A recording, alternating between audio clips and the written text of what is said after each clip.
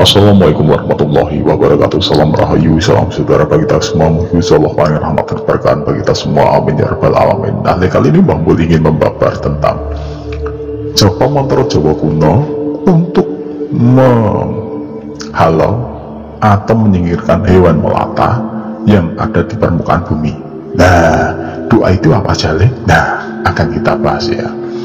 Pertama, zaman dahulu ketika orang masih hidup di dalam alam nyata, di dalam hutan, di dalam persawahan, tentu saja hewan-hewan melata ini adalah hewan yang memang mengganggu manusia. Dan rata-rata orang yang ingin melakukan raku spiritual di gua, mereka pasti hafal doa ini. Nah, doa ini adalah lafal dari Japa Mantra Jawa kuno yang memang zaman dahulu dipakai untuk menyingkirkan atau menghalau hewan-hewan yang ada di permukaan bumi. Doanya seperti apa? Nah, kita bahas lebih lanjut. Doa menghalau hewan melata yang ada di permukaan bumi. Salam rahayu, salam rahayu, salam rahayu. Kabeh kewan sing ono sing mlaku ing papan iki tak suwun sumingkira sumingkir saka karsane ngalah. Nabi Sulaiman ing ngarepku, Nabi Khidir ing mburiku, kabeh lumaku marang kersane Gusti. Salam rahayu, salam rahayu, salam rahayu. Nah, ini adalah doa. Doa ini untuk menyatakan bahwa apapun yang ada di permukaan bumi yang melata, kita suwun kepada Gusti Allah selaku pemilik dari makhluk-makhluk ini, agar jika ada yang melata mendekati kita, insya Allah nanti terbelok ataupun pindah jalan, tidak menggigit kita, tidak menaungi kita. Nah, rata-rata zaman dahulu orang itu kan tidurnya di atas permukaan tanah, baik di dalam gua ketika menjalankan laku spiritual, ataupun ketika di rumah cuma beralaskan tikar, ataupun di atas depan. Banyak sekali hewan melata seperti kalajengking, hewan yang melata seperti ular ya, dan beberapa semut, dan juga kalajengking ya, dan juga beberapa ular ya. Ular itu dalam arti adalah hewan yang gatal itu. Jika ditanamkan di sini, dibacakan ayat-ayat ini, dibacakan lafaz dari doa ini, akan berbalik arah. Tentu saja ini tidak cuma gitu toh, sebenarnya nggak cuma gitu toh.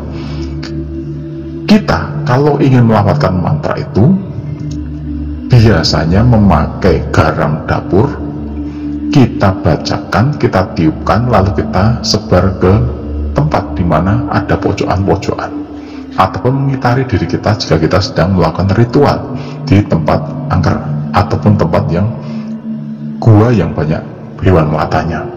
Nanti kita bikin 2 atau 3 sak, 3 besar lingkaran. Insya Allah nanti 40 hari ke depan tidak akan ada hewan melata yang mendekati diri kita. Sebenarnya ada doa dari Nabi Sulaiman yang sama untuk menghalau binatang-binatang yang ada permukaan tanah, karena dalam sejarahnya Nabi Sulaiman sendiri adalah nabi yang bisa berkomunikasi dengan semua makhluk yang ada permukaan bumi, termasuk diantaranya semut dan hewan-hewan melata. Tetapi Mbah Mul hanya ingin membahas dan membabar tentang mantra yang memang ditujukan untuk hewan yang ada permukaan tanah, tapi dengan bahasa Jawa. Karena zaman dulu ketika belum tersebar dari agama-agama Islam, hanya ajaran Budi yang dibawa oleh para wali, dan itu hanya sebagian saja sampai kepada beliau-beliau yang menjadi murid ataupun santrinya.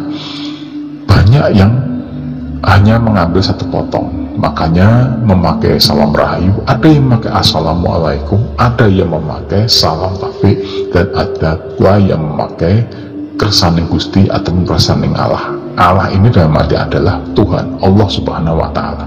Karena lidahnya orang Jawa, makanya dipakai ngalah, bukan Allah tapi ngalah, tetapi pengucapan dari Allah Subhanahu wa Ta'ala. Nah, apakah ini manjur, Mbah? Sepengetahuan Mbah Mul, mantra apapun jika kita yakini, kita jalani, kita berikan suatu keimanan di dalam hal ini, kita beri keyakinan, sugesti yang kuat terhadap apa yang kita jalankan, insya Allah manjur. Manjur dalam arti bisa dibuktikan ketika kita menaruh gula. Gula ini adalah rezeki dari semut, tetapi jika kita ingin agar gula ini terhindar dari semut, kita bacakan mantra tadi. Insya Allah nanti semut tidak akan mendekat. Nah itu leh. Tapi apa benar seperti itu? Ya, wallahu alam. Mbah Mul juga tidak yakin, karena Mbah Mul sendiri sering zaman dahulu tidak memakai mantra itu, tetapi menggunakan nyebut dari sang penguasa dari tempat itu, memakai nama kaki dayang dan nyai danyang. Karena yang semua yang ada di tempat itu adalah jilmaan. Jika ada yang dekat ya, jilmaan dari penguasa di tempat itu. Makanya hewan apapun yang mendekati tempat itu dikatakan sebagai danyang ataupun penguasa dari tempat itu. Wallahu alam. Nah, sebenarnya kita pun zaman dahulu ketika melihat suasana seperti ini berjalan di satu tempat, semua yang di permukaan tanah ini akan tunduk dalam diri kita, tunduk apapun akan kehendaknya. Makanya doa itu sebenarnya intinya ada minta perlindungan. Kita baca Al-Fatihah sekali, Al-Falaq, Anas, Al-Falaq, itu sama saja porsinya dengan doa itu tadi, dari depan tadi leh. Karena keyakinan kita bahwa Tuhanlah yang memberikan perlindungan. Tetapi orang zaman dulu karena tidak bisa melafazkan Al-Falaq, Anas, Al-Ikhlas, mereka lebih yakin menggunakan mantra Jawa bahwa semua itu ada penguasanya. Penguasa siapa? Ya dari nabi-nabi yang disebutkan, dan juga Allah Subhanahu wa Ta'ala, Pangeran Akaro Jagat yang menguasai hewan-hewan itu. Nah, Pangeran, jika kita mau masuk ke hutan, masuk ke sawah, sering kita berjumpa dengan hewan-hewan seperti itu. Mintalah perlindungan. Insya Allah kita tidak merusak alam, tidak akan ada yang celaka, karena semua itu sudah berada di dalam garis keturunannya. Semoga ini bermanfaat. Wassalamualaikum warahmatullahi wabarakatuh.